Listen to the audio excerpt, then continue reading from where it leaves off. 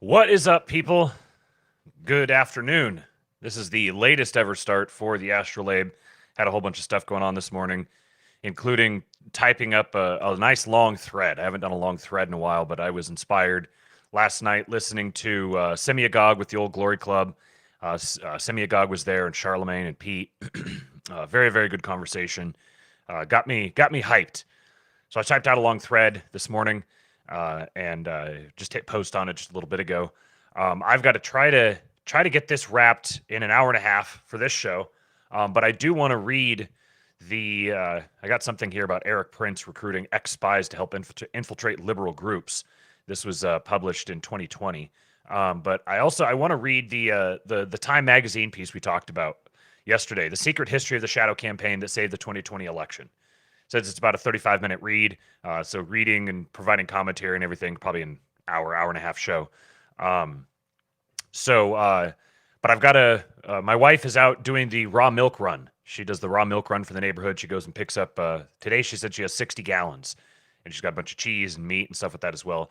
I'm going to have to help her unload probably about 2 o'clock my time, so I'm going to try to be done by then, and then I'm going to go live again this afternoon.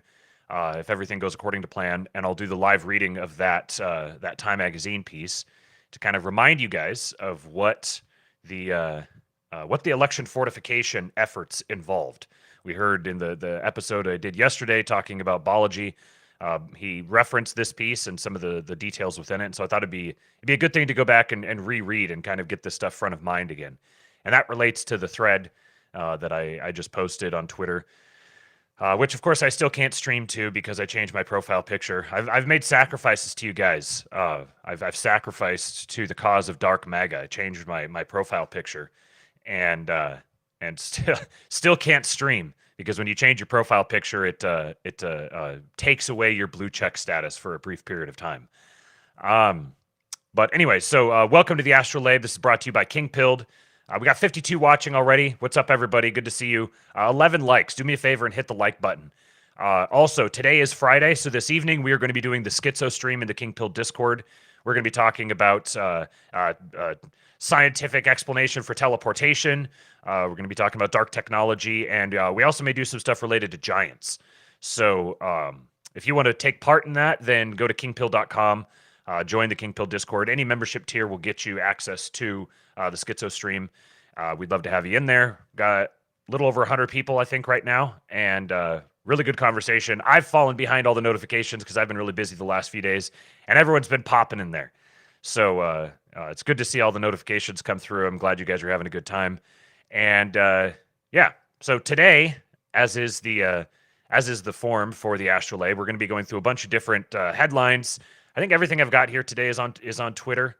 Yeah, these are all tweets, videos, posts, interesting little sound bites.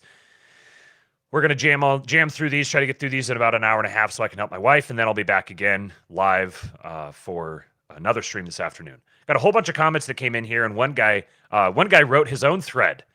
Let me see, I can't see. Ajablon, It's hard to see. My screen is a little ways away from me, so it's hard to see exactly what it says. But he's got eight. He broke his comment up into 8 parts here, and I want to read these because I think this is a good point. He says, Matt, had a thought after watching your stream yesterday. Going to break my comment up into pieces is maybe a novel observation, so forgive me if this is obvious to some of you guys. At the end of his interview on Moment of Zen, Balaji mentioned the need to build new cities and states, and it reminded me of the Solano County project in California. If it's true that the Gray Tribe / Silicon Valley counter-elites, or their backers / proxies, created Bukele as a trial run to test their approach to seizing power and governing, then maybe Solano City is similar. It could be their trial run for, as Balaji put it, building new cities and states and manifesting his network state into the real world, where digital and physical space can map onto each other. We already know that these Gray Tribe types are interested in establishing their own techno-libertarian autonomous zones, see Teal and Seasteading Institute, Musk and Mars colonies, etc. None of these efforts so far have gotten off the ground for one reason or another, too fanciful, too big of a lift, etc. Maybe the Solano City project is them putting the fanciful ideas on the back burner and instead starting with something simpler and more achievable, a city on land near their existing turf. You could view it as them finally putting their theories about governance, which Teal and co have been discussing and debating internally for multiple decades now, into practice. Addendum, everyone should do some digging into the Solano City County project and see who's involved. I suspect it would be an interesting and revealing thread to tug on. I think this is absolutely part of this story, part of this picture. If you remember, we've talked about it on here a couple of times. Last year, Trump mentioned this idea of having 10 freedom cities, he called them, which were going to be commissioned plots of federal land that were the charter for which was going to be offered in what's the term I'm looking for here? I want to say a raffle. It's not exactly a raffle, but there'd be a competitive bidding process for who would get the charter for each of these 10 federal cities. And then that company or organization that won the bid and received the charter would then be responsible for establishing these federal cities. This is a lottery. Thank you. Yeah. This is I think this ties in directly to this.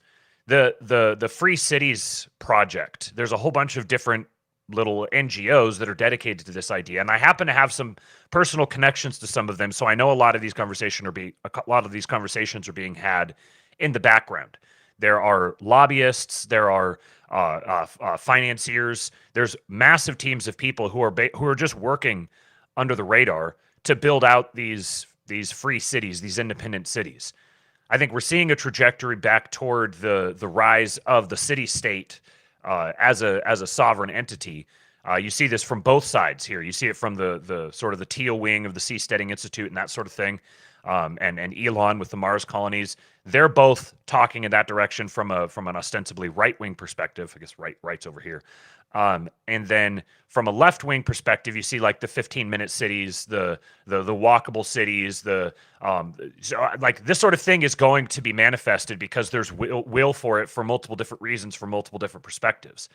But it's going to be a matter of who gets to control them and who gets to use them. So you can see Bukele as a first, like an initial overture in this direction, and then as you're tracing these Gray Tribe, Silicon Valley, PayPal Mafia people, as you're tracing all the different connections among them, you're going to see this independent cities thing come up over and over again. Probably the most well-known one is Prospera in Honduras, but then they've got a number across the U.S. They've got a whole bunch in Central America. They got some in Africa. They got some in Asia. They got some in the Middle East.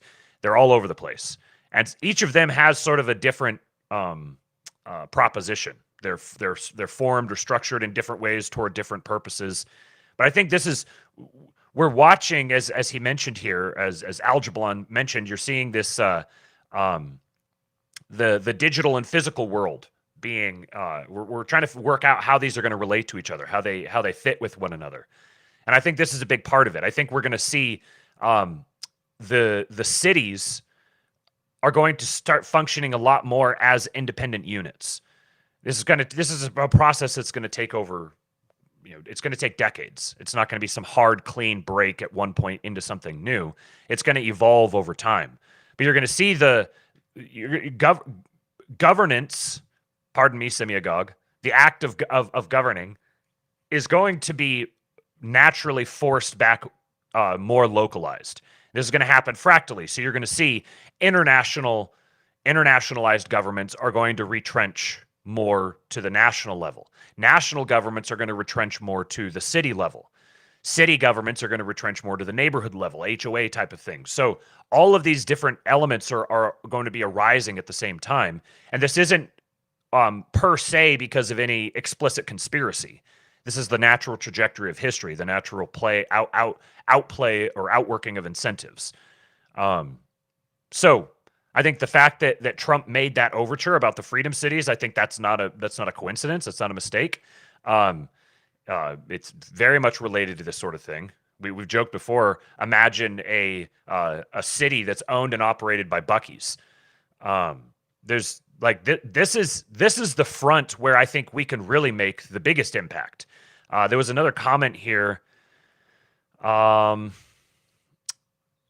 Something else I wanted to answer. Okay, Chris Jones quoting my pinned tweet right now. He says, the PayPal Mafia guys are offering you the chance to be an early investor in a regime startup. Love to hear more what you mean by this. Just talking about the companies they own, Bitcoin. Thanks.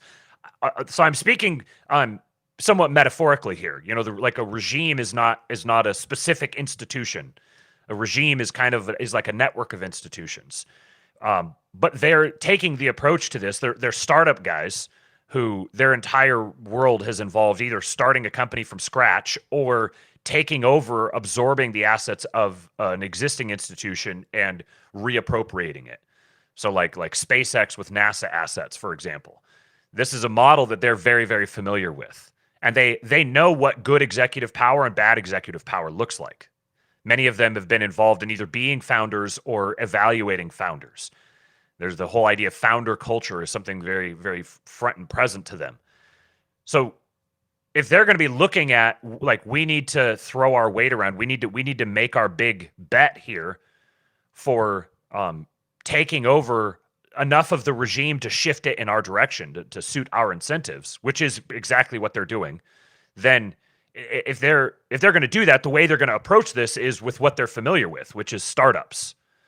So they're going to be looking at this in a very pragmatic way of how can we maximize the efficiency and focus the mandate of these institutions as much as possible, which then obviously also ties into the Project 2025 and the Vivek and Vance emphasis on gutting the bureaucracy. Now, it's interesting that those two actually kind of represent different perspectives on it. One of them says, Vivek says, eliminate these things altogether. There's no reforming them. Vance says, eliminate selectively, but retain some of them and populate them with our guys. Which I think this is regardless of which side of that you land on, either one is an improvement over today, and it allows them to use this dialectic to basically herd everyone in one direction or the other. Rather than just having a single proposition that everyone then can unite and fight against, you present two similar but actually opposing propositions, and you win either way. We're seeing a very political science in the actual sense way of approaching politics, which is what the left has done instinctively for a long time. But now we're seeing guys who, as Charlemagne pointed out yesterday, he said these people are getting really wrapped up in like, well, are these our guys? Or are they not our guys? Do we agree on everything? And this is beside the point. They very clearly represent a wing of people who are largely aligned with us.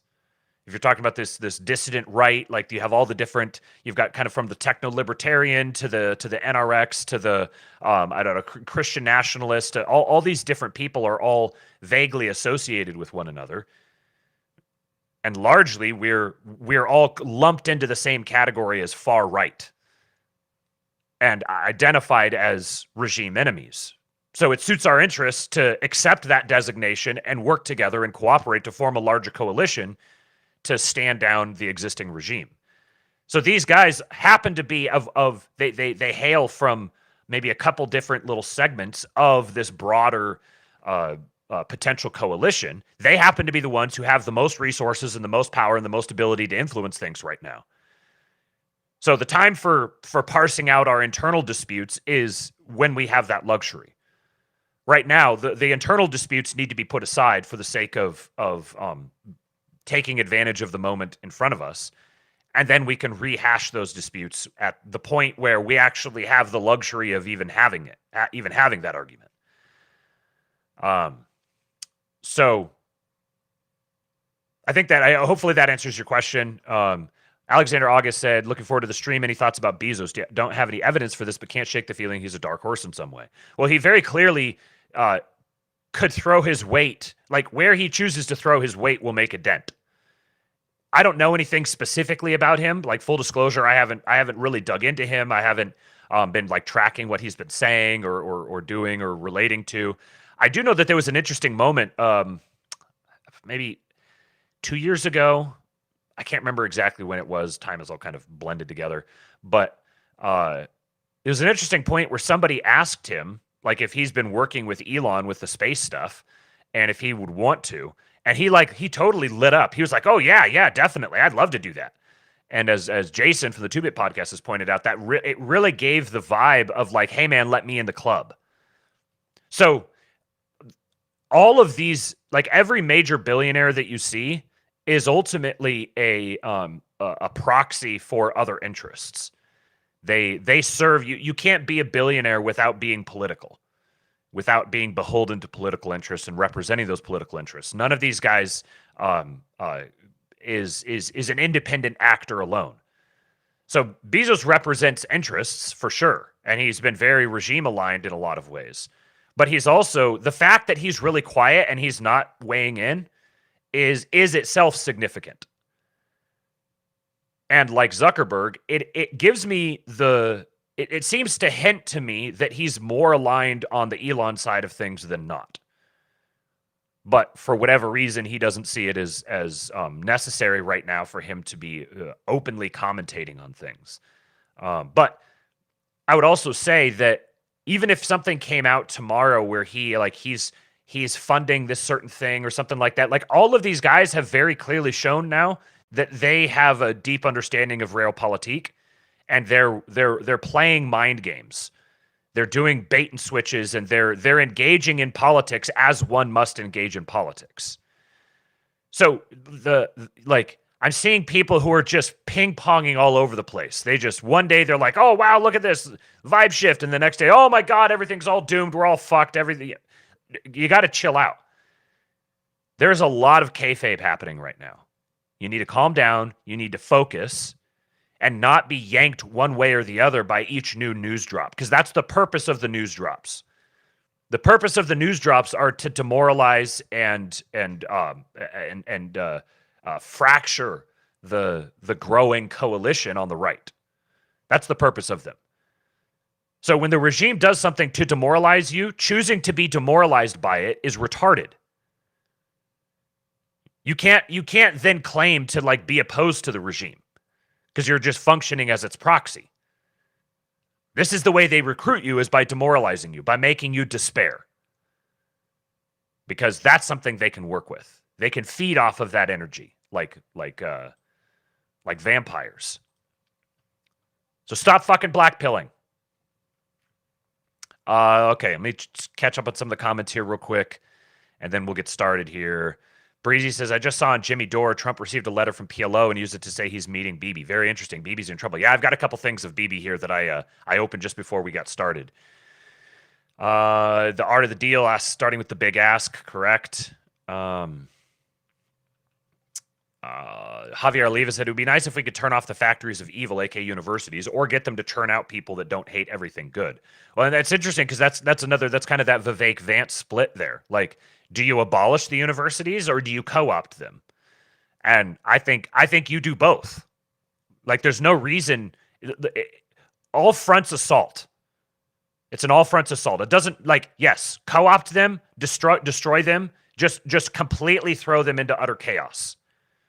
That's what's necessary. Take over whatever resources we can, redirect them in whatever way we can. And so when you say like what like the regime startup, what does it mean? Like, this is what it means. They're charting the course of the new direction that this is going to go if they're able to execute the takeover. And this is an existential battle for them. You know, maybe I need to do a live listen of Mark Andreessen and Ben Horowitz talking about this. The issues that they're talking about, AI, not wanting China to beat them to the AI race, military technology, military readiness and security, economic sustainability, being able to retain the ability to innovate, the unrealized capital gains tax that's being proposed, and not just like, it's not just like political rhetoric. They're taking the steps necessary to actually make it a thing. The unrealized capital gains tax would destroy the country in like 5 years. It would absolutely, this is the closest thing they could do. I think Pete was the one who said this on the show last night. He said it's the closest thing that they could do to literally just instituting communism overnight. And I'm not saying in like the boomer con, like, oh no, we're going to get communism. No, like actually the stories of what happens with communism, where it degenerates to, and the absolute societal destruction and mass murder and starvation. That's what taxing unrealized capital gains would do. Think also of what it would do to crypto holdings. And many of these guys are some of the largest crypto holders in the world, who would benefit massively from a crypto pump and would be hurt devastatingly by a crypto dump. So like when I see BlackRock angling into Larry Fink talking about Bitcoin and angling into it, is it the question is he doing this because he's actually a true believer now in Bitcoin? He actually sees it. I mean, they've turned him, whatever. Kind of doubt it. I'm much more inclined to believe that this is the regime getting themselves into Bitcoin enough that they can use it to tug on, they can manipulate the market to tug on these guys. All of these things are very like deeply layered battles happening back and forth. This is a genuine, legit power struggle. And if you doubt that, you're a moron. I can't trust your judgment on anything if you can't recognize how much of an existential power struggle this actually is, given the stakes that these guys are subjecting themselves to. Like, you don't think that these PayPal mafia, David Sachs, he's already getting hammered by people who disagree with him politically within his culture, who are dredging up old stuff to create scandals around him. You think that Elon and Sachs and Vivek and Vance and all of these guys, like if Trump loses the election, and not just like loses in the official story, but actually loses the power struggle that happens after that, you think these guys aren't going to be absolutely destroyed? They're going to get both barrels. They're going to get the same thing that Giuliani and Sidney Powell and Peter Navarro, they're going to get the same thing they got, except at a much larger scale. This is absolutely an existential battle. And they're acting like it. So like, doom posting over all of this is just the most retarded thing you could possibly do. This has become a battle of willpower. So you can buy into that willpower. You can promote. You can invest your willpower in backing them and supporting them and promoting them. And then in a more tangible, literal sense, if you understand the direction that they're charting, they're going to need a lot of people on board to make this happen, to bring about their vision of the world that I would much rather live under than the competing vision on offer. So this is another way you can buy in, is you can literally go work for some of their companies or some of the companies that they're invested in, or you can make yourself available to participate in whatever economic initiatives that they are going to want to bring about. Literally investing and trying to create the world that they're creating, reshoring manufacturing, like massively scaling up American industry, deportations, border patrol, all of these sorts of things. There's going to be a political demand for these things. And there's lots of people who are sitting around saying, oh, there's no places for our guys.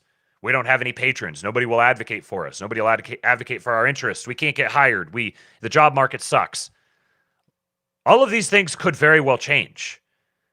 But the only way they're going to change is if people believe they could change and actually invest themselves in making them change. Even the little individual nobodies collectively can make a big difference if they all buy in and all begin functioning positively, contributing momentum.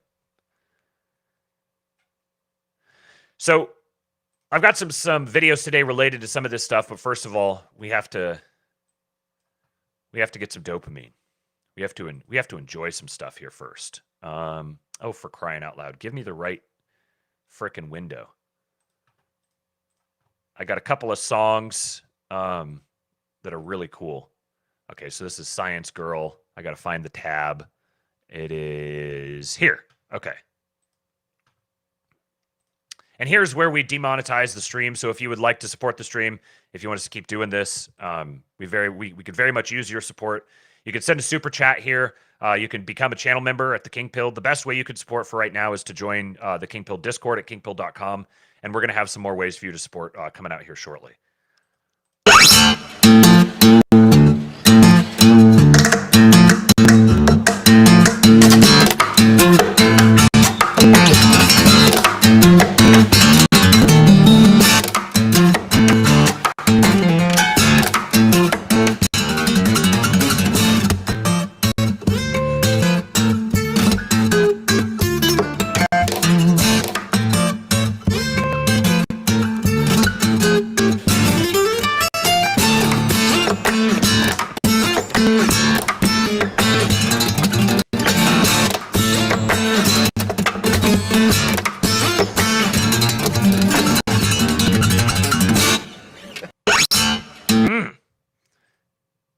Really freaking cool.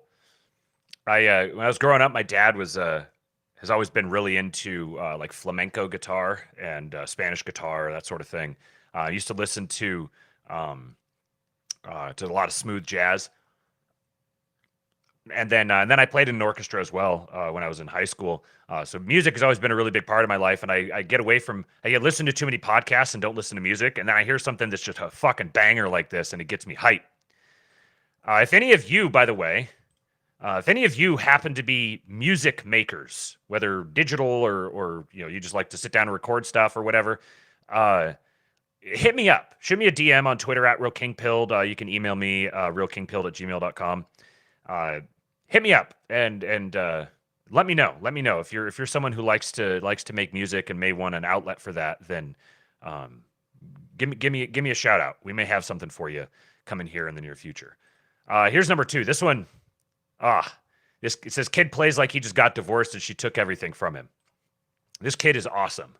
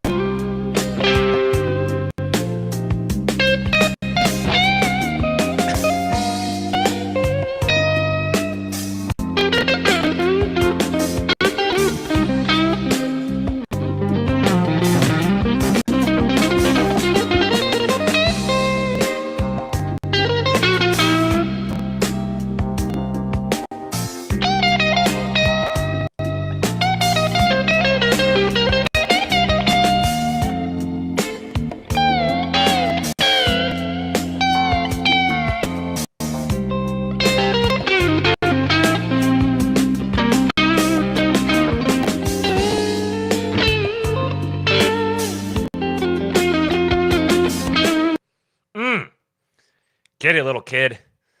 I was dying over here. Magoo says Bibi Ching.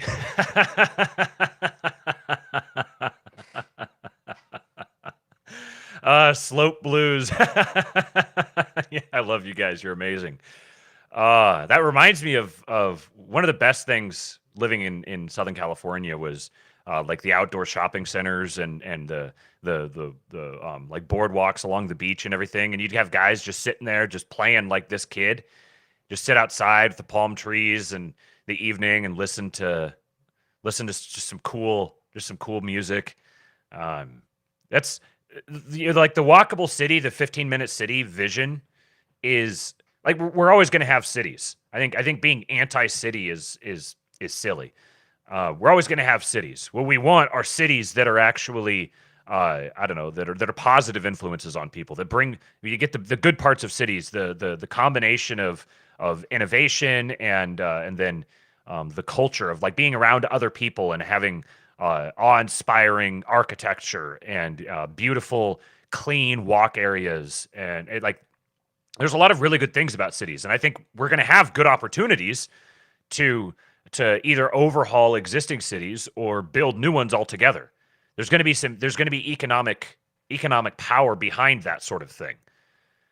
So to whatever extent we can get out ahead of that now, you're just positioning yourselves to if you imagine, I don't know, like I'm picturing some giant bird of prey flying along the ground, maybe like a dragon flying along the ground with like a rope dangling behind it.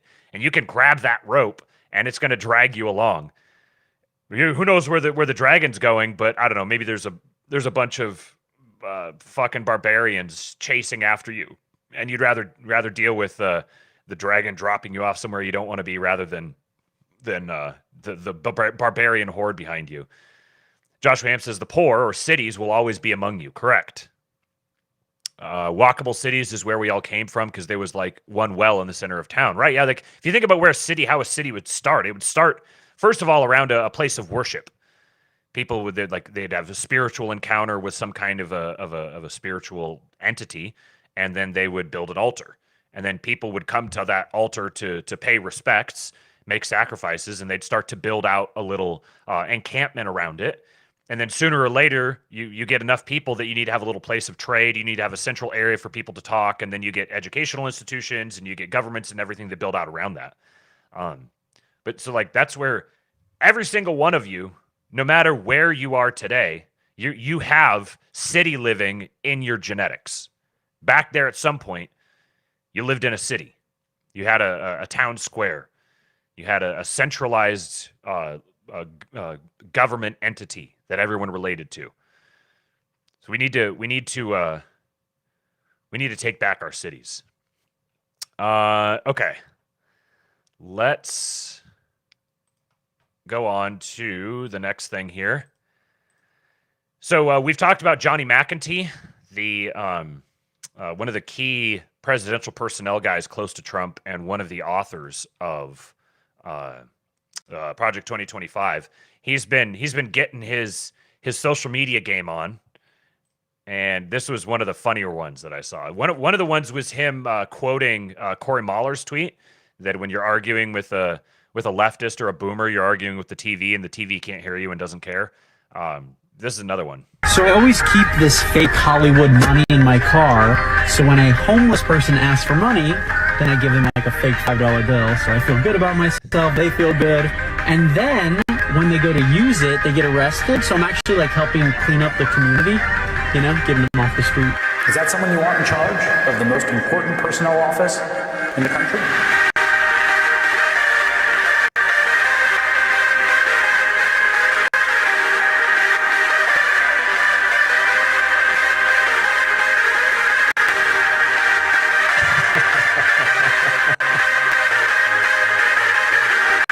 So I always keep... It's called We Do a Little Trolling, folks. We do a little trolling.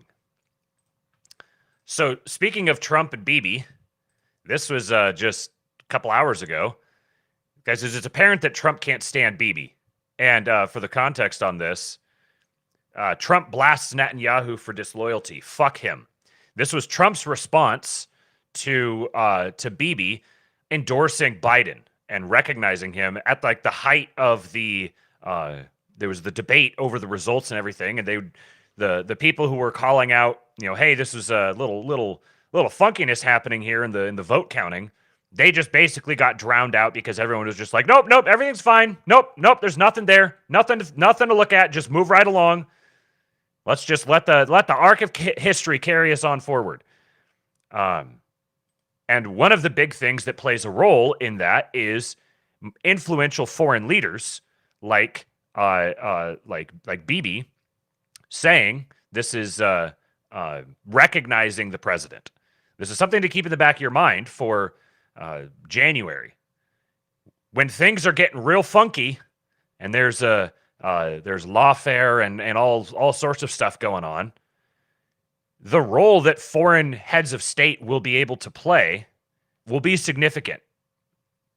It just takes a couple of major heads of state who command large economies officially recognizing one of the candidates to make a real big dent in the efforts of the other one. So that's something to keep track of. This is this was just a few minutes ago, and Trump's notorious for his body language on these types of things.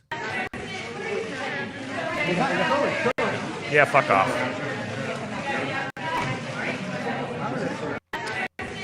Yeah, Trump knows the cameras. Trump knows how to act in front of cameras. He knows exactly what he's doing. And then Martyr Maid says, from this video, Trump meets Netanyahu at Mar-a-Lago in Florida. Trump eschewed the usual handshake even as Bibi went in for it, instead opting for a bro shake and pulling Bibi off balance toward him. Trump is not someone who does such a thing for no reason. I don't know if you guys remember the handshake analyses and stuff in the past, is when Trump would get, I'm trying to remember who there was, maybe Macron might have been one of them, where he'd like shake hands with them and he'd like yank their hands all around and everything. This is like businessman power moves. So watch Trump with respect to Bibi here. Got to the best part.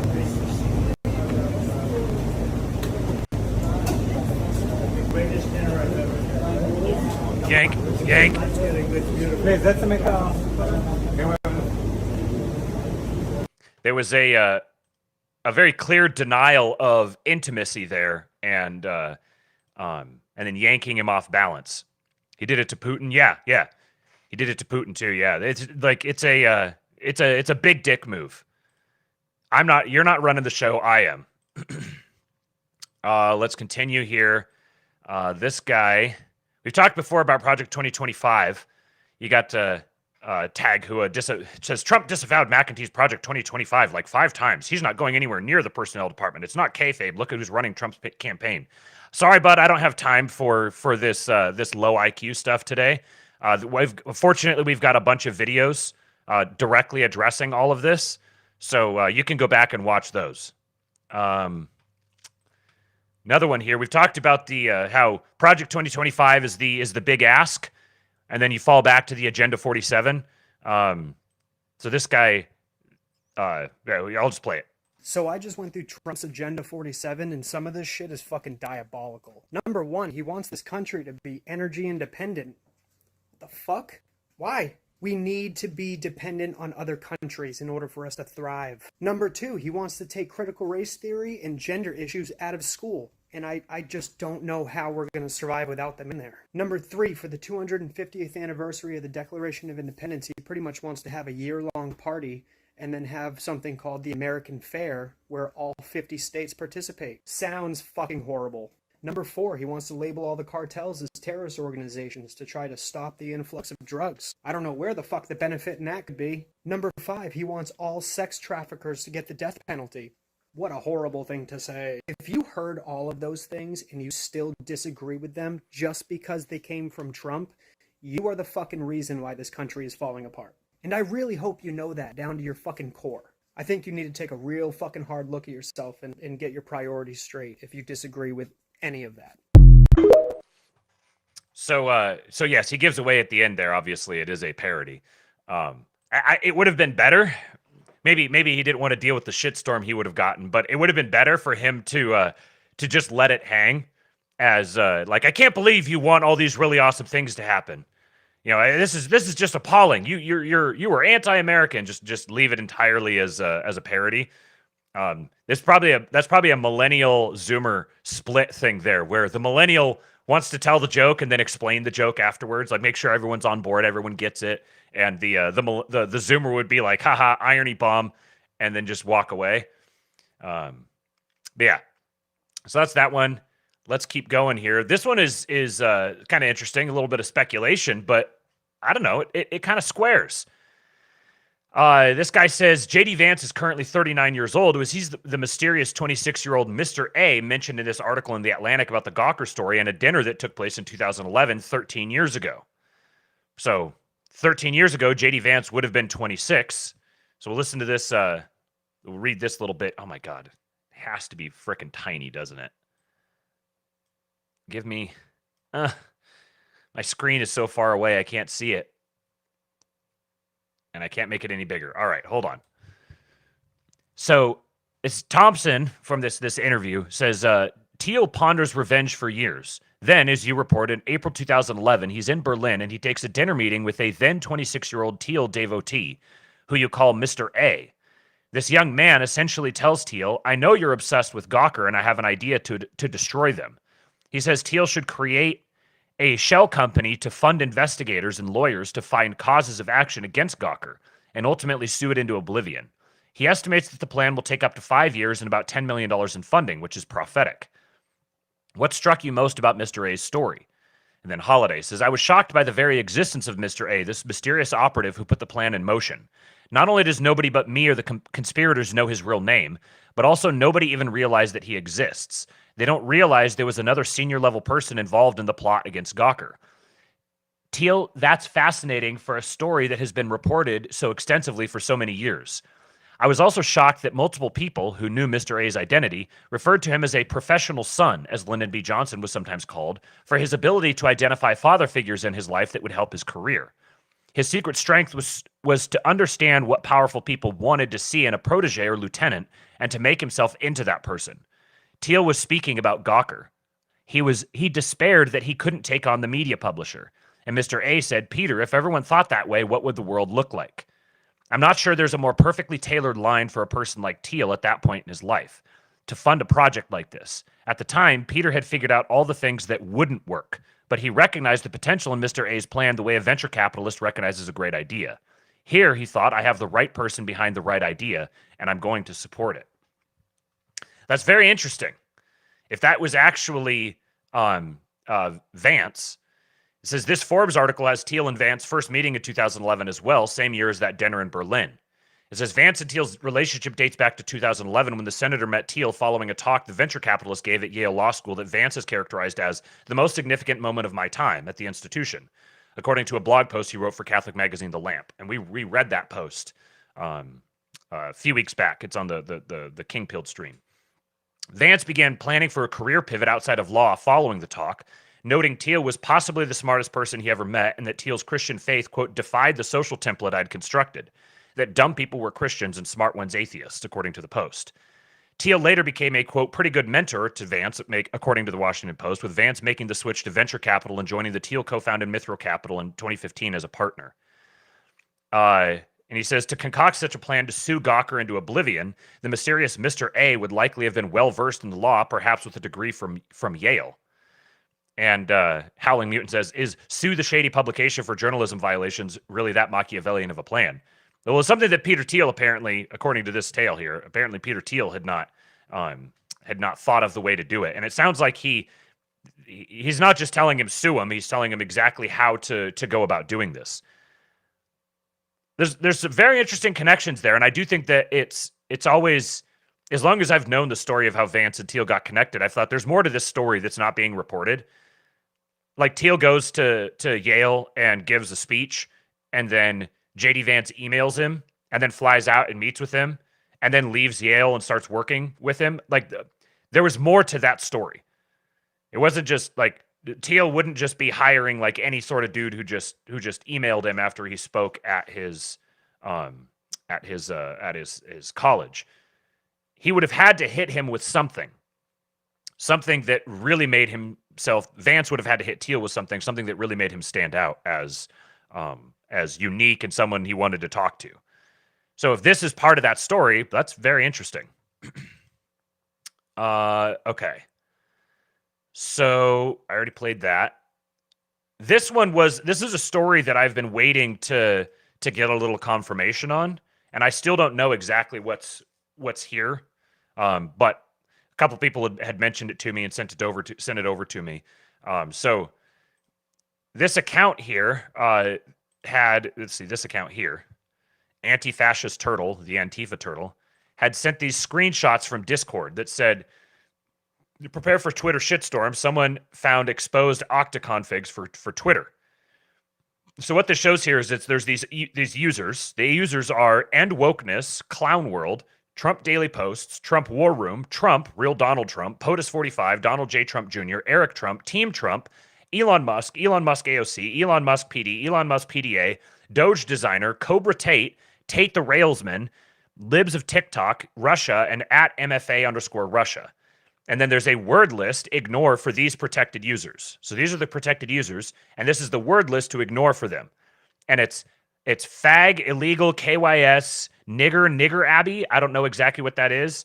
A bead, a bow, blackie, coon, chink, ching chong, chinky, cholo, cotton picker, dago, dark ass, darky, dot head, illegal, Mexican, and Jew.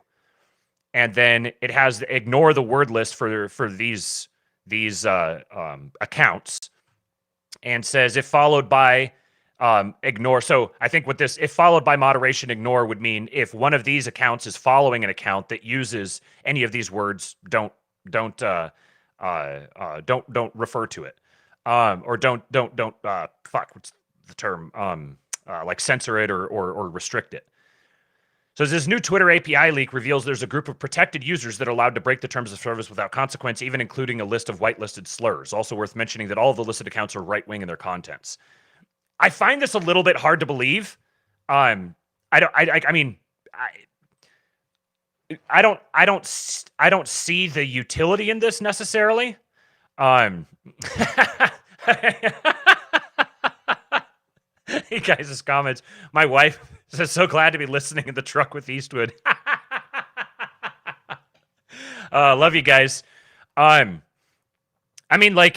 Is there a chance that Libs of TikTok is ever going to be saying any of these things? I mean, I don't know. It's possible. I think I've seen some people that came out. It says stay informed, manipulated media, but if you click on this, it just takes you to the synthetic and manipulated media policy. I have a feeling if it was not true, completely not true, it would already have a community note saying it's not true. But I don't know. I think this is, Owen Benjamin uses all those words about every day, and he ain't banned. I could see this being a genuinely kind of Machiavellian, like we're going to force the Overton window open. It is very clear that the accounts that are mentioned here, like End Wokeness, Clown World, Trump Daily Posts, Doge Designer, Cobra Tate, Tate the Railsman, all these Libs of TikTok, all these accounts are very clearly dealt with favorably by the algorithm. They're all very obviously being, if not promoted, at least not demoted in any way whatsoever. They're constantly going mega uber viral. Elon himself interacts with many of them. So there's kind of something to it, but I find it very improbable. But I also find it kind of interesting that it hasn't been comprehensively knocked down yet. So I think it's funny. It's a great story. This is the sort of thing where it's like the libs will create, like, they'll create a fake story like this that just like makes the platform seem even cooler.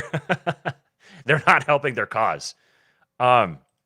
Speaking of an Elon tweet and community notes, so Axios, July 24th, 2 days ago, says the Trump campaign and Republicans have tagged Harris repeatedly with the Border Czar title, which she never actually had. And so then the community notes hits. Axios themselves used the words border czar in 2021, referring to VP Kamala Harris. Quoting, Harris, appointed by Biden as border czar, said she would be looking at the root causes that drive migration. So Axios themselves have been referring to her as that. Now they're trying to say they didn't. Community notes is dunking on them, and Elon is signal boosting it. We're seeing this is not an accident. This is being intentionally created, this phenomenon. The takeover of Twitter was not I'm just going to refer you guys back to the old Glory Club conversation about this last night, because I would just be repeating literally everything they said. The amount of professional coordination and risk-taking that was involved in the takeover of Twitter was just astronomical. And note the people as well that were involved in it. Note the institutions that were involved in it. As I've said before, that the takeover of Twitter was effectively a military move. It makes the most sense when you think about it that way. It was treated as a piece of military technology that needed to be taken over for the sake of executing a regime change. Bryce says takeover of Twitter was a 5th or 6th gen warfare move. Exactly. That's exactly what it was. And so then the institution of the community notes feature, and now Elon going and specifically highlighting all of these stories and keeping them front and center, is about laying the groundwork for the narrative. It also creates a mimetic model for, we take this thing over, we kick out all the bad people, we vastly restrict the number of people involved, and then it runs well, which becomes a model for the Build-A-Caesar concept that Jason of the 2-Bit podcast has talked about. So this sort of thing is not these aren't just accidents that this is playing out the way that it is. It's very clear at this point, as Charlemagne was saying multiple times in the episode yesterday, which again, I'll tell you, go listen to the old Glory Club episode from last night. He said, once upon a time, it was kind of a little like ambiguous, like exactly what Musk was all about, what he was doing, kind of where he was at, what his priorities were. Now it's become very clear that this has been a well-planned, thought out in advance plan that is being implemented. And these guys are putting themselves at tremendous professional and even personal risk to do it. So to just attribute it to I don't know, simply kayfabe with nothing actually behind it is it's just naive. You're way too big of a conspiracy theorist for me if you think that's the case. Another one here with David Sachs. Of course, Perry Abbasi always has the best take. David, you've got a big sack, brother. So Chamath says, well, actually, I got to go a little bit further here. So this is the big kerfuffle that is kicked up around Sachs from within his own culture of the people who don't like the political moves that he's making. David Sachs had tweeted, Democrat propagandists have been talking about a fake coup for over 3 years, so now they're frantic to deny that a real one has occurred. President-elect Biden was in no danger of being deposed on January 6, 2021, but he was actually deposed as Democratic Party nominee on July 21. And this guy, Parker Conrad, says, let me tell you, coups are this man's specialty. And it turns out that he was an investor for this guy. This guy was the CEO. They had a spat. It got ugly, and this guy is bitter about it and has been ever since then. David Sachs says, you were sanctioned by the SEC, nobody else, only you, but you spent the last decade trying to shift the blame onto others for your own poor ethics. And Paul Graham jumps in. Paul Graham says, do you really want the full story of what you did to Parker to be told publicly? Because that's the worst case of an investor maltreating a founder that I've ever heard, and I've heard practically all of them. And there was another, he went on to say something, was it in this thread? Paul Graham went as far as to say that like he was having a conversation with someone and they said, is David Sachs the most evil person in Silicon Valley? And they had to think about it, and then they were like, yeah, he is. I mean, this is a borderline like lawsuit territory. Things are getting heated. This is what I'm talking about when I say that someone like Sachs jumping into the ring the way he has is not just for show. He's putting himself at great personal and professional risk by becoming outspoken in the way that he has. So I'm not going to read the whole thing. You can go follow up on this, all the little intimate details of it that you want. But Chamath says they're going to talk about it on the All In pod, which should be great. I think people underestimate just how influential the All In pod is within Silicon Valley. So then Chris Rufo says, many people attacking David Sachs, who in my experience is thoughtful, generous, and no nonsense. Silicon Valley is full of competitive people, many of whom hate David's support for Trump and resent that he is not only influential in business, but also now in media and politics. The All-In gang is changing the entire cultural permission structure in Silicon Valley. Middle-level people at the big firms listen to them and now feel able to express opinions that would have meant reputational death a few years ago. The old guard hates this. I have a lot of millennial friends at Microsoft, Amazon, and other companies in Seattle. All of them listen to the podcast and take their cues from it. Large bureaucracies are full of people who mimic elite signals. When those signals change at the top, everything changes below. This is exactly correct. And David Sachs says, give a speech at the RNC, amazing what comes out of the woodwork. The right is making huge inroads in tech, and the left doesn't like it. Now, I thought this was a very interesting way to frame this. The right is making huge inroads in tech, and not tech is making huge inroads in the right. I don't have a takeaway from that. This could be David being magnanimous and wanting to sell this as, oh yeah, the right wing, they're coming into tech, they're taking us over. I can't help it. And it could also be wanting to obscure what I think is really more the truth, which is that tech is making inroads into the right. So that's a relevant story. David Sachs and on all of the heat that he's taking now. So another one here. We've got Mark Zuckerberg. Says you can't just separate intelligence from consciousness and upload a mind to the cloud because there's so much more that makes up a person. There's like a bunch of people in the tech community who think like, oh, we'll just like separate out our consciousness and intelligence and like upload it to the cloud. And I'm like, that just sounds ridiculous to me. I mean, to me, it's like I think part of what makes you a person is you like are active and you have energy, right? It's not like we're not just minds, right? It's like I think the kind of the energy and like the love and all those things are like probably as foundational to what makes you a person. There's like a William Wheelwright at Plowman's Folly says, I dare say this is a miraculous arc. The logical conclusion that the human body is a painful inconvenience, that it is at best transcended, whether by spiritual or technological means, is one that people have been arriving at for a very long time. And it seemed like Mark was going to be the next in a long line of gurus to offer a means of achieving this. But the blessed know the truth. Only through the body is the body transcended. Only through exercise, broadly conceived, can the right alliance between soul, mind, and body be forged, to be redeemed from fire by fire. Woe says, whoever got Mark fighting and working out has very profoundly changed the arc of human history.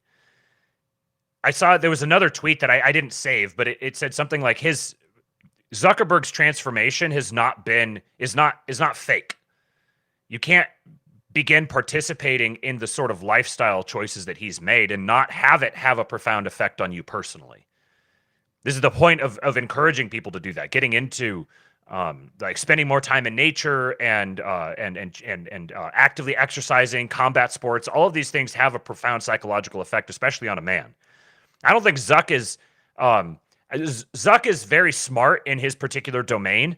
He's also I don't know. He strikes me as fairly mid-witted, and even the way he explains this is he doesn't explain it well. He just sort of sounds like a shit lib trying to talk about and describe this thing. But the fact that he's being outspoken about this is itself significant, given how much it deviates from so much of the professional culture that he's surrounded by.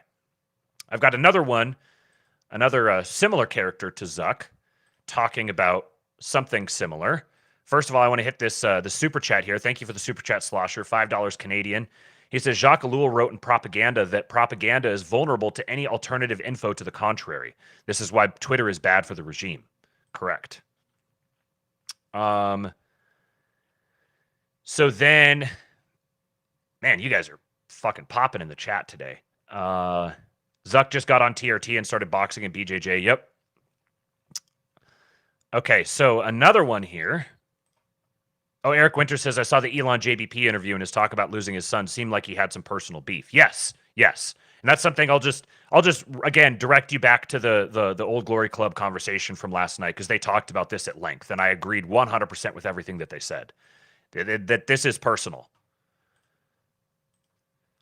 So this is some Jack Dorsey texts to Elon Musk, March 26, 2022. Now, Jack Dorsey's been kind of an interesting character. He's been a villain to the right for a long time because of his the role that he played in Twitter and how terrible Twitter was underneath him. But I've heard from a lot of people, both publicly and privately, that Jack was kind of held hostage by Twitter and was very unhappy with the trajectory of things and was just kind of being carried along because he made some poor executive decisions and didn't insulate himself from that enough. And then there was the moment where all the libertarians lost their shit because he tweeted out that he was reading a book by Murray Rothbard, and they're like, oh, he's going to become our guy. Well, he kind of has. Like, he's very much, you'll see in the little conversation he has with Elon here that the narrative that Dorsey was just being kind of dragged along and was not happy with the trajectory of things is being confirmed by Dorsey himself and privately to Elon. So he said, yes, this is Jack Dorsey talking. He says, yes, a new platform is needed. It can't be a company. This is why I left. And Elon said, okay, what should it look like? And Jack said, I believe it must be an open source protocol funded by a foundation of sorts that doesn't own the protocol, only advances it. A bit like what Signal has done. It can't have an advertising model, otherwise you have surface area that governments and advertisers will try to influence and control. If it has a centralized entity behind it, it will be attacked. This isn't complicated work, it just has to be done right so it's resilient to what has happened to Twitter. And Elon said, super interesting idea. Jack said, I'm off the Twitter board mid-May and then completely out of the company. I intend to do this work and fix our mistakes. Twitter started as a protocol. It should never have been a company. That was the original sin. Interesting language there. Elon says, I'd like to help if I'm able to. And Jack said, I wanted to talk with you about it after I was all clear because you care so much, get its importance, and could definitely help in immeasurable ways. Back when we had the activists come in, I tried my hardest to get you on our board, and our board said no. That's about the time I decided I needed to work to leave, as hard as it was for me. Elon says, do you have a moment to talk? And Jack says, about to head out to dinner, but can't for a minute.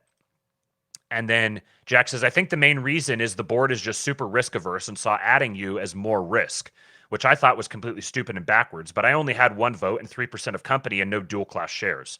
Hard setup. We can discuss more. Elon says, let's definitely discuss more. I think it's worth both trying to move Twitter in a better direction and doing something new that's decentralized. Jack says, it's likely the best option. I just have doubts, but open. So again, this is another example of like the Vance Vivek thing. Elon says, I think it's worth both trying to move Twitter in a better direction and doing something new that's decentralized. There's no reason to over-index on one versus the other. Use both. Take over Twitter. And I mean, when was the date on this? March 26, 2022. Yeah, Elon would have been, I can't remember the exact date that he took over Twitter, but I'm sure by 2 years ago, he was fully pot committed on it happening, because he was the front man for it. He was the front man for a coalition that took over Twitter. It was not just Elon's project alone.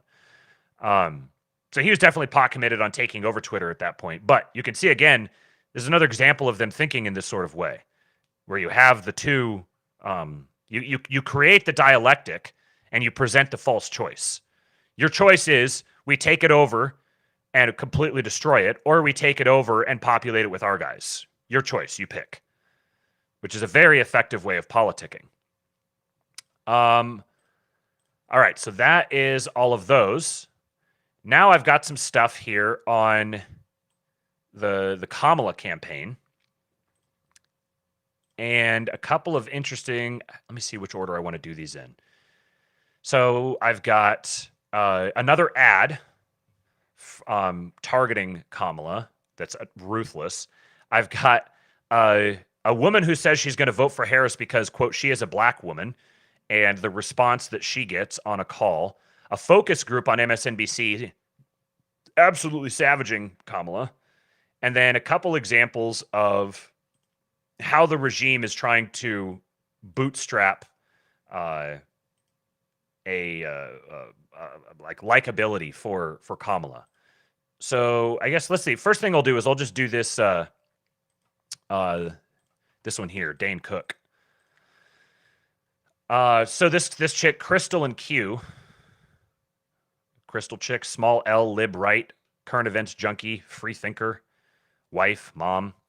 She says, Dane Cook made a video on TikTok asking, I really want to understand where people are at politically. Nothing here is to be attacked or debated, just a random understanding from you guys. He goes on to say he doesn't want to hear from media outlets. He just wants to get a vibe of where the country is at after the last 2 weeks. As of today, he has over 71,000 comments, and vast majority are all people saying that even though they're usually left-leaning, they're going for Trump. Many stories of leaving the left. Remember, this is on TikTok, not X. So this is the picture of the video he posted. And there's a video. I hate opening TikTok, but we're going to do it. I got a serious question. It's going to get serious. So I'm just curious. I don't want to hear it from like some kind of media outlet. I didn't want to hear it from some random internet source. I just wanted to get like a vibe from people on here. Politically, where are you at? I mean, you don't have to say like what your vote is full out, but like, I just want to understand like where the country is right now after,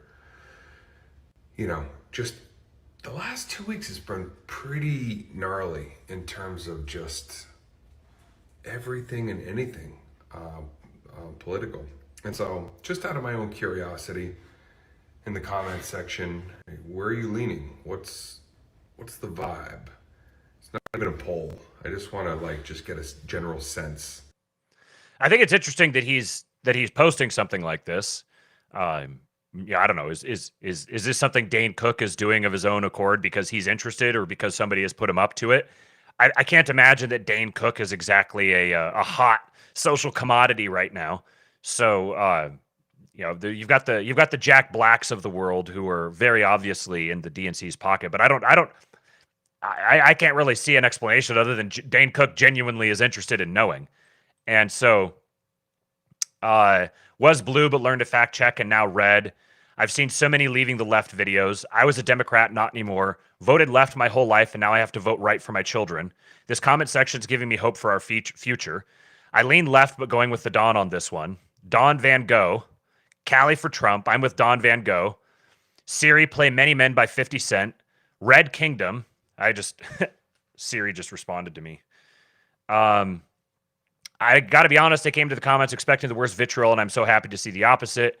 I've never made more money in my life. I've also never been this broke. I'm in on Don as I was in 2020, and so on. Was extremely left, and now I'm far right. But it's interesting. Interesting data point. I don't think you can necessarily put too much stock in it either way. I'm always fairly skeptical of these.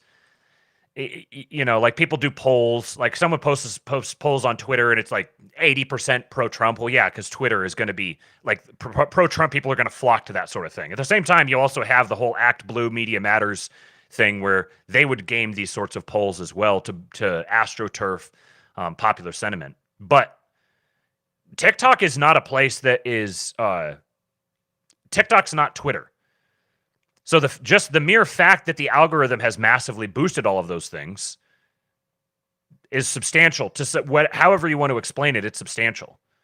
Whether it's because that genuinely was the overwhelming response, because the overwhelming number of people are there. There's going to be a selection bias here because most likely the people who are following Dane Cook, who are going to see this in the first place, aren't going to be, Kamala Harris's voter base exactly. So I don't know. I think it's just an interesting data point, and that's what the purpose of this show is, to provide these to you guys.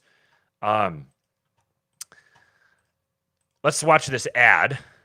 This is another one of these ads for Kamala, and this is why there's this right-leaning personalities on Twitter who are just talking about how devastating this advertising campaign is, and they're the people who I wrote that thread on Twitter this morning about. The Richard Hananias, the Richard Spencers, the Nick Fuenteses, all these guys who are just standing in awe at the sheer brilliance of the Kamala Harris AstroTurf support campaign. Shut the fuck up. How are you this dumb or this cravenly corrupt? Those are the only options. This is the sort of ad that Midwest people are going to be battered with from now until November. I am Kamala Harris. My pronouns are she and her. You're considered the most liberal United States senator. Actually, the nonpartisan GovTrack has rated you as the most liberal senator. Do you have any plans to visit the border? We are going to the border. We've been to the border. You haven't been to the border. And I haven't been to Europe. I am in favor of saying that we're not going to treat people who are undocumented and cross borders criminal. That's correct. That is correct. A lot of the signs at the rally you just held were people standing there saying, abolish ICE. Yeah. Is that a position that you agree with? We need to probably think about starting from scratch. So you support giving universal health care, Medicare for all to people who are in this country illegally? I am opposed to any policy that would deny in our country any human being public health, period. Are you for defunding the police? How are you defining defund the police? It's actually wrong and backward to think that more police officers will create more safety. We need to get rid of money bail. Convicted, in prison, like the Boston Marathon bomber, on death row, people who are convicted of sexual assault, they should be able to vote? I think we should have that conversation. I am prepared to get rid of the filibuster to pass a Green New Deal. I have always supported Medicare for all. I was very happy to sign on to Bernie's bill, and I give Bernie, frankly, a lot of credit. There's no question I'm in favor of banning fracking. Do you ban plastic straws? I think we should.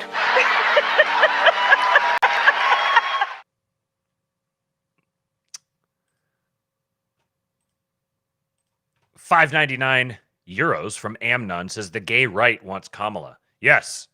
Yes. And for anyone who's like, who genuinely is actually buying this and they're super black pilled on the state of America and they're just like, oh yeah, everyone's just going to line up to vote for Kamala because the regime tells them to. The act of you doing that, of giving voice to those thoughts, posting them out there and getting lots of people looking at it and thinking that way, contributes to that possibility. So you can't post those sorts of things, but also try to claim that you don't want that to happen. This is the definition of performative contradiction. If you're having those thoughts, keep them to yourself. Just shut the fuck up. There's no reason to post that sort of thing. Literally, the only possible thing you can accomplish by posting that sort of thing is contribute in some small way toward that actually happening, which leaves the only inescapable conclusion that you want that to happen. I'm reminded of, I wish I could say who this was who said it, but I can't remember off the top of my head. I'm reminded of the thought that between now and the election, you're going to see a lot of people who are forecasting doom because they actually want that. They want that doom because it's good for business. They're grifters. Whether consciously or subconsciously, they actually want a Trump loss because their commentary business will do better. They do better when we do worse. And they're showing their true colors. These people need to be blocked and mocked into oblivion. It was Pete. Okay, yeah. Shout out to Papa Pete, as Taylor Brown likes to refer to him, or Padre Quinones. That's who it is. Padre Quinones. Cooper, the purpose of a system is what it does. Kingpilled. Yes, right. The purpose of a system is what it does. When you were tweeting these thoughts, when you're letting your internal monologue come out, you are manifesting the thing that you're claiming to not want. So just stop. Just shut up. Keep the thoughts to yourself. If you feel nihilistic or pessimistic about what's going to happen over the next 6 months, keep it to your fucking self. Stop giving voice to those thoughts. There's nothing that will possibly come of that is positive. And I'm just going to highlight that comment there and move right along. So I've always been, I've found very uninspired by the whole, oh, Trump's going to win the black vote this year.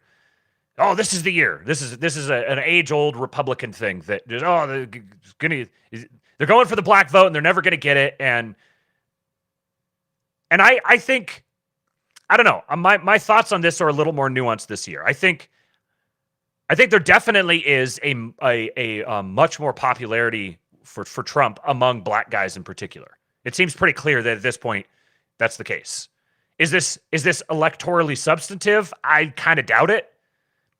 I do believe perhaps the way that it could be electorally substantive is that they just don't vote at all. Like they're just resistant to being lambasted by their aunties into going and voting for the cop. So they're just, they just check out. They're not interested in being involved. I think there's a good chance of that. But also at the same time, this kind of plays to the same thing. If in December, January, it turns out that there was a huge jump in black support for Trump, if that did happen, immediately everyone would understand why. It's not like it would be completely baffling. Like, how did this happen? This is unbelievable. Just like in 2020, there was a huge Hispanic swing toward Trump that wasn't really predicted by most people. And everyone was, oh, look at this. So if that did happen, then immediately everyone would just know exactly what it was and why it was and would just kind of gloss over it. So you get the people, oh, it's not going to happen, it's not going to happen, it's not going to happen. Then if it happened, they'd just move on and wouldn't address the fact that they were wrong that whole time. Now, do I think this is probable? No. But I do think that the fact that if it did happen, it would be easily explainable means that you can't over-index on that position too hard. The other thing, this is a thought that I've had, and I don't hold this too tightly, but it's something I'm kind of playing with. So I'll share it with you guys. There's a lot of our guys who are very frustrated by what they see as the Trump campaign going too hard after demographics that they will never get. And they say, oh, they need to be directing all their advocacy and stuff at white Americans. But here's the thing. A huge number of white Americans would love it to see black and Hispanic voters turn out in numbers for Trump. So when the campaign is targeting black and Hispanic voters, indirectly, they're actually targeting white voters as well. Because a lot of these white voters, they want to be part of a diverse coalition.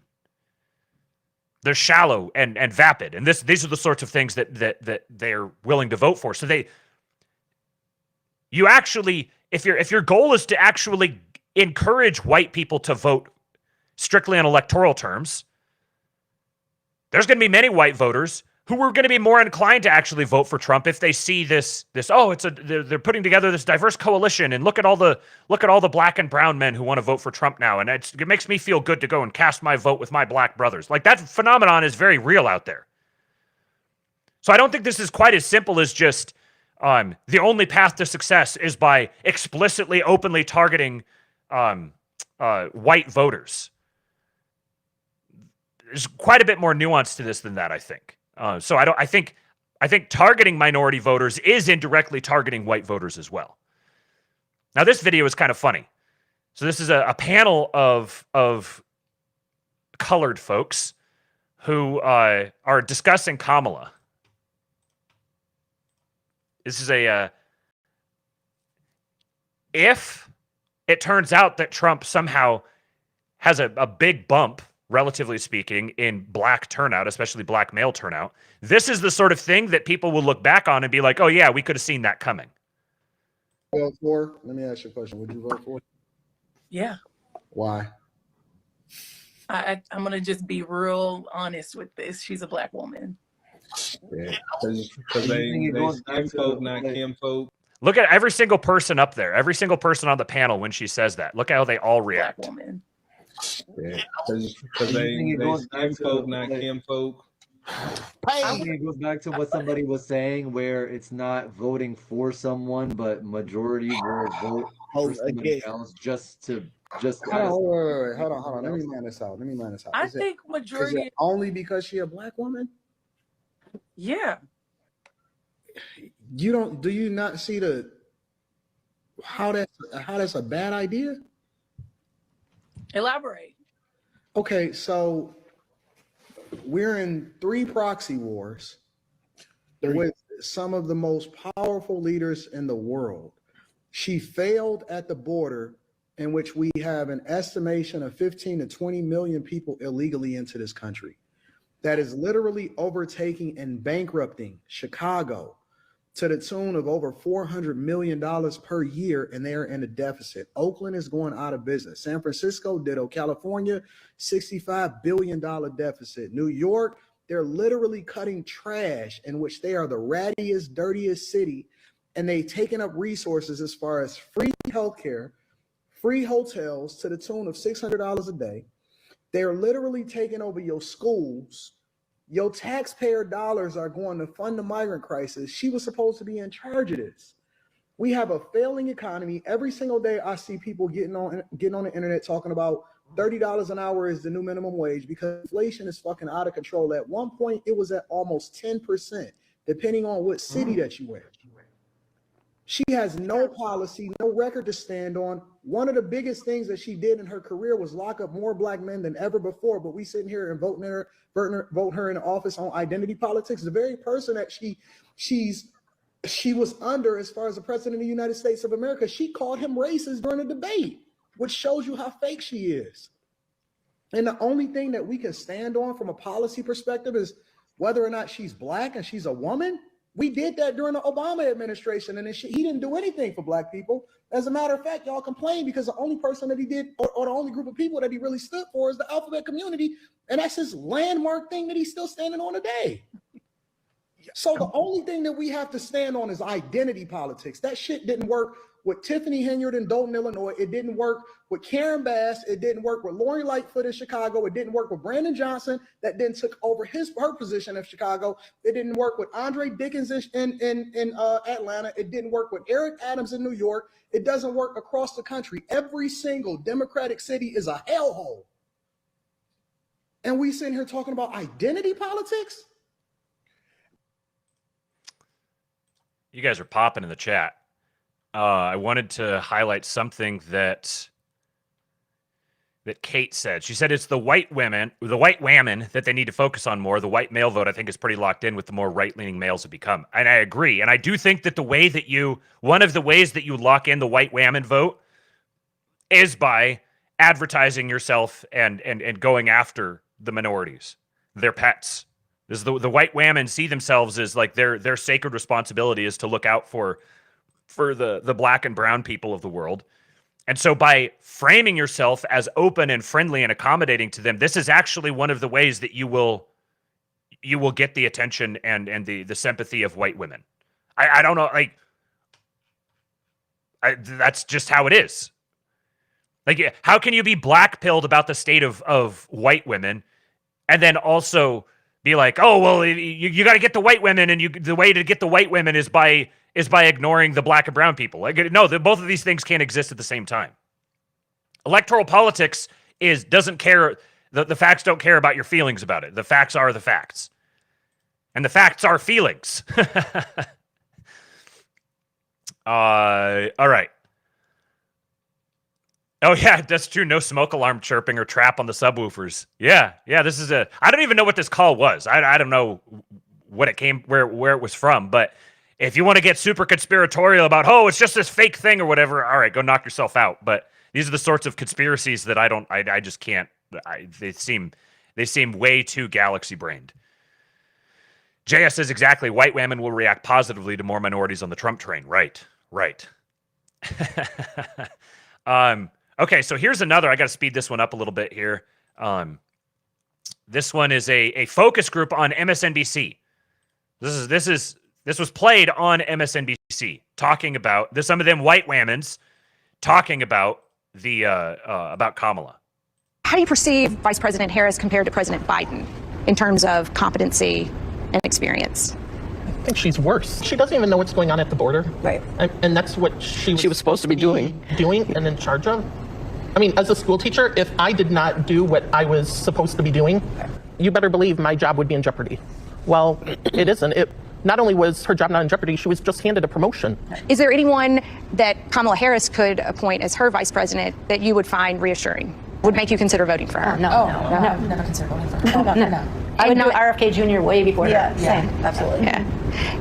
And she's not the first woman to run for the presidency, Hillary Clinton. I'm assuming no one voted for Hillary Clinton in 2016. So it's not necessarily going to sway you to vote for a woman in office. When do you think America will have a female president? When there's a competent one. I don't get a good feel for her. I think she's an idiot. Right. Mary, why do you think that she's not that bright? Because she hasn't done anything in the time that she's had. We don't know anything about her as far as her 3 years so far in the White House. She's not real smart. Hey gang, it's me, Dr. Steve. As you can see, I'm still here in beautiful Wells, Maine. It's a little cloudy. Family here, but what did you think of that focus group? What I find so fascinating is you probably saw the media is doing everything they can to basically scrub Kamala's, shall we say, a footprint of incompetence on social media. They're denying she was the border czar. They're getting rid of her being the most liberal senator in her time in the Senate. But it's not working. As you can see, voters aren't buying it. Voters are looking at Kamala as probably the single most incompetent person they could possibly think of. And it's not just women. Check this out. This is from CNN. This is their latest poll on black voters. Check this out. The numbers that came out were basically 77%, 77%, there it is, 76% would go with Kamala Harris, 21% with Donald Trump. I don't really put a whole lot of stock in all of these polls. I think they're jiggered to all hell. But I mean, if black voters went 21% to Trump, this is a massive crushing Trump victory. Those are historic highs for a Republican, never mind Donald Trump, who I think got, a heck of a lot less than that. What does she need to do in your mind to try and get potentially some of those voters back? And we know that black men are the numbers that are growing for Donald Trump. Absolutely. So when we think about it, typically Republicans get about 12% of the black men voting black vote collectively. So we got to shift that 9%. You all know that I'm very passionate about the fact that we simply can't rescue our nation if we don't first take care of ourselves. And health actually, after all, so many of us to today's all now recharge independent health formula. So don't let it be very. Today it was one of the best decisions at liverhelp.com/Turley. So that's pretty crazy. 21% support with Kamala. I mean, Joy Reid is saying if you're a person of color and you're not voting for Kamala, something's wrong with you. Again, it's not working. And frankly, if 20% of the black vote is going with Trump, that's it. A Democrat cannot survive the loss of those kind of margins with their key voting constituent. And this is why we're also getting reports. New York Post just published a headline, Barack Obama is livid that Kamala is the candidate. I guess he wanted an open convention, but he's refusing to endorse her because he just doesn't see her having. Now, he has endorsed her since then. I saw just before I went live today, it looks like he has actually endorsed her, which is very interesting.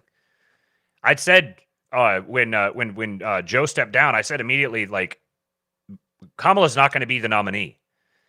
However, there was also the report that Obama didn't expect Biden to endorse her, and it pissed him off.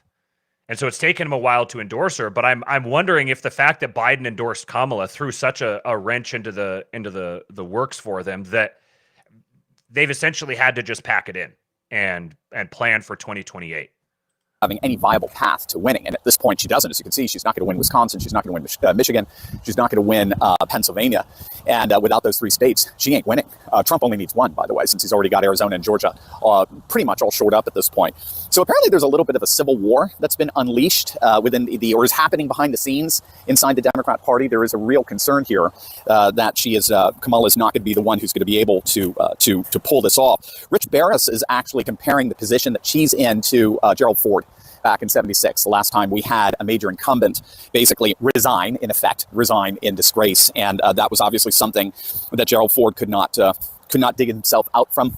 And it doesn't look like Kamala is going to be able to do it either. The focus groups are brutal. The polling is brutal. So don't let the little Hollywood splash that the media is trying to give to her to try to invigorate some energy into this campaign. Don't let that fool you.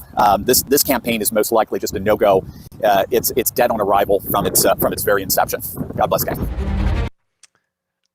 All right, I'm glad you guys like Turley. He is a national treasure.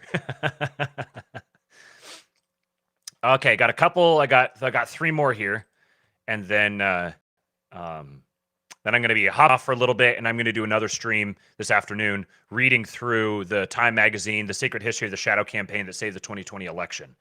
And then I'm also going to read the tweet thread that I put out this morning. I'll do that as a King Pill stream, which will show up on the podcast platforms later on. But last couple stories for this stream. Wikipedia just this second removed Kamala's name from the list of official government border czars. Not joking. I checked 2 minutes ago and now it's gone. Soviet Russia would be impressed with the left's speed to disappear things. Hey, look who it is. No, hey. What's going on, man? Oh, nothing. How's it going? Oh, it's going good.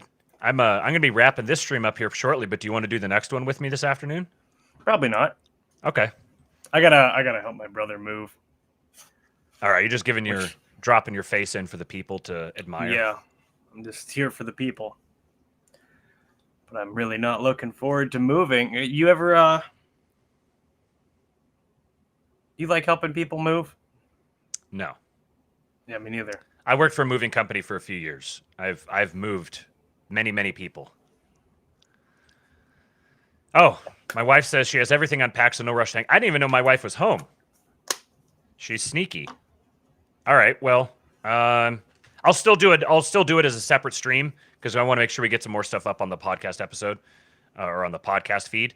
So as soon as this stream ends here in just a minute, then I'll go live. I'll probably give it a half hour or something and go live again. But anyway, so this was the borders are here. You've got Wikipedia updating it and removing Kamala's name. So there are elements within. Like I would say Axios, we saw the thing with that Elon highlighted. Axios just directly lying about their about her being referred to as the border czar. There are people, like, think about it. There's someone who is sitting there going and making these edits who is knowingly lying. Like, they're knowingly trying to obscure the truth. They're not just memory holing things. They're like actually lying about it. There are people who are involved in this who are explicitly malevolent.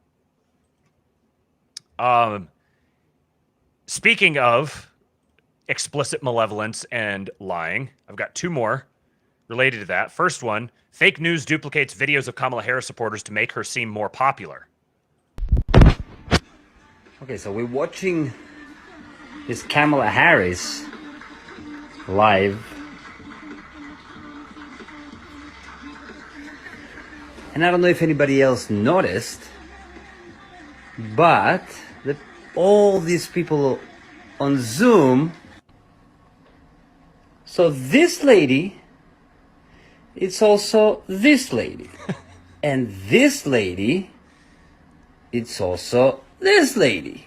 Oh wait, and this lady, it's also this lady. So who are these people? Incredible. Isn't it phenomenal? Incredible. It's such obvious desperation. This is scrambling and desperation. Now, most people aren't going to see this. I'm not saying, oh, everyone's going to clue in on this and they're all going to know that it's being faked. I'm saying, think about what's going on behind the scenes to produce this sort of decision. They don't have the people available immediately there to have all these different people on the screen. They're having to duplicate it. You couldn't get 30 people to sit on a Zoom call? Right. Seasider says can't even fill a Zoom call. Then another one. So this here says this is how they launder money through ActBlue. $100 million in 36 hours from small dollar donors. Let's speed this up here just a little bit because I hate sitting on 1x. Believe them? Yeah, did Kamala Harris actually raise $81 million in 24 hours and over $100 million in 36 hours, mostly from small dollar donors, according to Democratic fundraising platform ActBlue? I mean, those numbers would be astronomical for anyone, let alone a candidate who received a whopping 844 votes in the 2020 Democratic primary. So I can understand why people are a little sus about those numbers. And looking into this, things are about to get real murky, and I am not sure if people are gonna like what I found. So citing a 2023 article in the Carolina Journal, investigation indicates ActBlue potentially laundered fraudulent political donations. An investigative journalist from North Carolina, Stephen Horn, has made a significant discovery in the Federal Election Commission database, revealing a scheme to potentially launder fraudulent political donations through multiple left-wing organizations, including ActBlue. Remember, ActBlue is the primary Democratic fundraising platform online. All right, so Horn and two other volunteers, Kelly Lane and Steve, unearthed evidence of two Raleigh residents whose names and addresses were employed to record substantial amounts of money donated to Democratic organizations. And just so everybody's aware, platforms like ActBlue are required to disclose political contributions to the FEC, including who made the donation, when they made it, their address, and the amount of the donation. Look at this data. This is so bizarre. One donor, same day, just dozens of contributions. By the way, this is all public information, so you can go to the FEC website, do a search, see what you find. All right. So you could see in that there, it was Cindy Rowe who made a whole bunch of little tiny donations all on the same day. Do a search, see what you find. All right, the article goes on. However, a perplexing twist emerged when both individuals emphatically stated their inability to contribute such exorbitant sums. There was a flurry of donations made in your name. About 20 donations. Look at her shirt. Racism must end. She's got one of these like leftist meme shirts on. Dude, you ever do? You maybe not in your neck of the woods, but so the area I live in Michigan, very deep red. Mm-hmm. But the cities, obviously, and the towns and stuff like that, where all like the bougie white people are, is kind of the pocket of this shit. And I swear to God, dude, if I see another one of those stupid yard signs about like Black Lives Matter, Black lives are worthy, Black lives are wanted, I want to burn the house down. In Minecraft, right? It's so patronizing. And it's just the workers of the world unite. You know, it's that. It's hey, I'm putting this sign out so the Bolsheviks don't burn down my business. Right. And I hate just on principle, any of the people have made their like right-wing versions of it or whatever, their libertarian versions of it. Just in principle, it has the exact same aesthetic when you look at it. If you don't actively sit and try to read what it says, it just is one of those other signs. Do not use don't get those out of your yard. Get them off your vehicle or wherever you have them. Those are terrible. I don't care what the actual words say. Do not reinforce this pattern. Have you ever donated to ActBlue? Yeah. Okay. These donations made. Do they look familiar to you at all? Not necessarily. Yeah, so you can see there's a bunch of $100 donations in the name with this address. Oh, well, that's okay. Jeez Louise. I did not make a flurry of, One would remember that. Yeah, you can't watch that and tell me something fishy is not going on. The result of these investigations suggests that the ActBlue fundraising platform is being used to launder fraudulent political donations using the names and addresses of ordinary citizens. If the individual whose name and address is on a contribution did not in fact make that contribution, it seems likely that the money is coming from a source which would not be legally able to make the contribution directly. That is wild. Now, to be clear, I'm not saying that's what's going on right now because we don't have the data for that. The FBC website is only updated, but the disclosure only happens on a monthly basis. But what I am saying is that based on past reporting, we should probably ask a few more questions as to where the hundreds of millions of dollars actually came from. Or maybe it's just nothing. So, you know what we should do, Matt? What? Just to help Mama Kamala. The way we could help her out is the next time she does a speech, we could do like a raid and send our guys here in the chat over there, and then she would have enough people to fill the screen. Yeah, that'd be great. I wonder if you could actually raid one of those. I wonder if they have it turned off or something. If you could actually raid one of the Kamala HQ YouTube channel or something like that, that would be funny. My wife says, where was it here? She said, I unpacked 60 gallons of raw ice and 220 pounds of ice by myself with a toddler being a toddler. Buy me dinner. Well, I am going to have to do that. I told her that I'd try to be off by 2 o'clock to help her, but she got home early. So dinner is on me tonight. All right. Well, that's all I've got for now. I'm going to be going live again here probably in the next 30 minutes or so with another stream where I will read the Time magazine article published when was this published? February 4, 2021. So 2 weeks after Joe's inauguration, the secret history of the shadow campaign that saved the 2020 election. This is going to be a throwback, and it'll tie into the ActBlue thing, like this sort of openly corrupt, explicit coordination behind the scenes to astroturf these kinds of things. That's what this is going to highlight.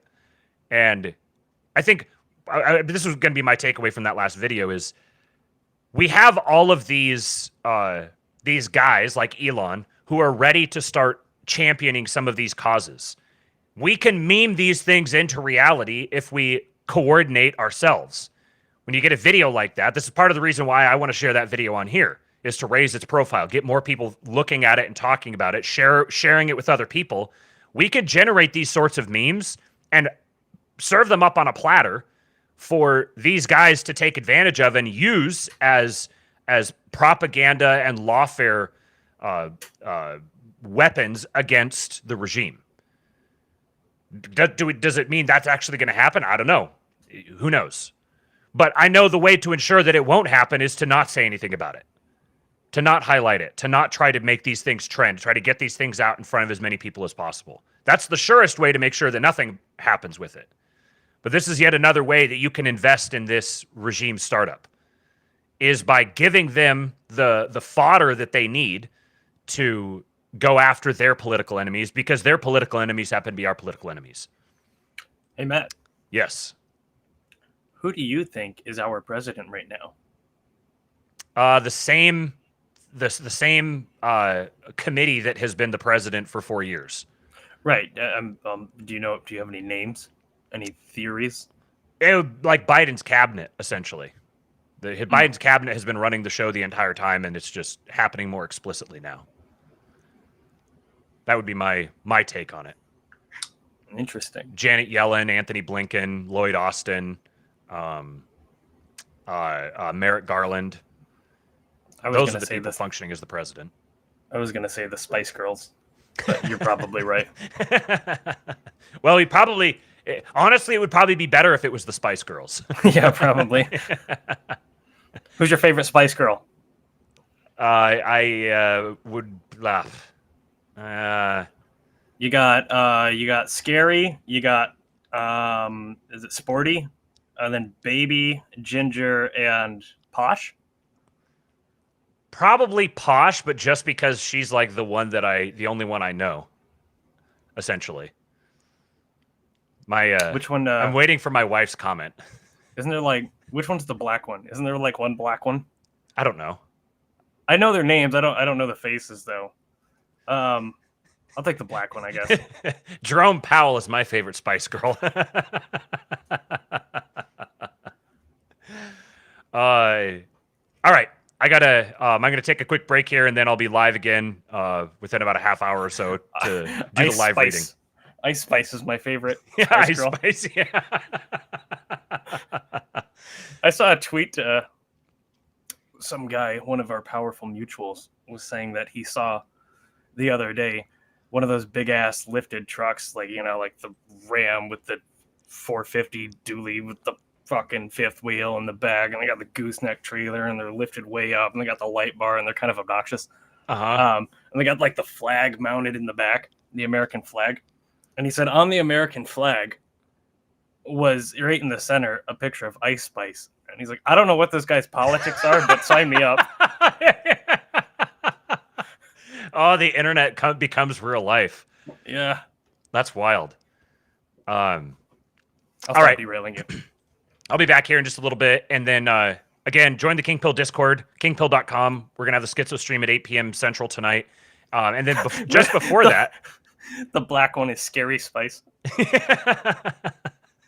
Just before the Schizo stream tonight, I'm going to be on. I need to confirm with him. I haven't gotten absolute confirmation, but it's been the plan that I'm going to be on 2-Bit Podcast. So keep an eye out for that as well. Get it?